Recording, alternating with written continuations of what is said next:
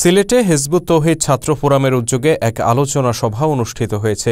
বুধবার দুপুরে সিলেট উপশহরের সীমান্তিক নার্সিং কলেজে তৌহিদ ভিত্তিক আধুনিক রাষ্ট্র গঠনে ছাত্রদের ভূমিকা শীর্ষক এই আলোচনা সভার আয়োজন করা হয়। সিলেট জেলা হিজবুত তৌহিদ ছাত্র ফোরামের সভাপতি ফারহানা সুলতানা মিলির সভাপতিত্বে অনুষ্ঠানে প্রধান আলোচক হিসেবে বক্তব্য রাখেন সুনামগঞ্জ জেলা হিজবুত তৌহিদের সভাপতি জাকির হোসেন। তাহমিনা আক্তারের সঞ্চালনায় অনুষ্ঠানে আরও বক্তব্য রাখেন হিজবুত তৌহিদ সিলেট বিভাগের সভাপতি মোহাম্মদ আলী হোসেন, বিভাগীয় স্বাস্থ্য সম্পাদক মিনহাজুল আবেদিন, ছাত্র ফোরামের সিলেট বিভাগীয় সভাপতি ইমরান হাসান বারজান প্রমুখ। এ সময় উপস্থিত ছিলেন সীমান্তিক নার্সিং কলেজের অধ্যক্ষ পিঙ্কি চৌধুরী ও ক্লিনিক ইন্সট্রাক্টর আরজিনা আফরিন প্রমুখ।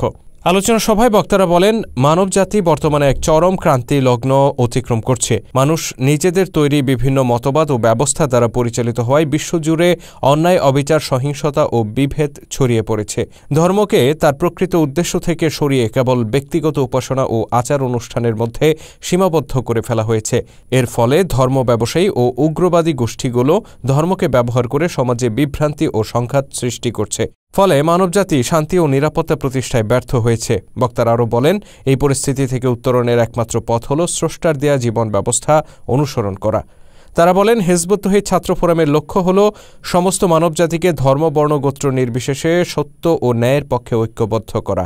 ইসলামের মূল উদ্দেশ্য হল পৃথিবীতে ন্যায় ও শান্তি প্রতিষ্ঠা করা, কিন্তু বর্তমানে বিকৃত ব্যাখ্যা ও বিভাজনের কারণে সেই উদ্দেশ্য ব্যাহত হচ্ছে। হিজবুত তৌহিদ ছাত্র ফোরাম জঙ্গিবাদ, সাম্প্রদায়িকতা ও ধর্ম ব্যবসার বিরুদ্ধে একটি আদর্শিক আন্দোলন।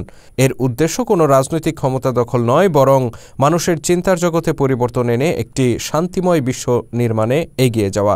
এ সময় তরুণ ছাত্র সমাজকে মানবতার কল্যাণে এই কাজে এগিয়ে আসার আহ্বান জানান তারা।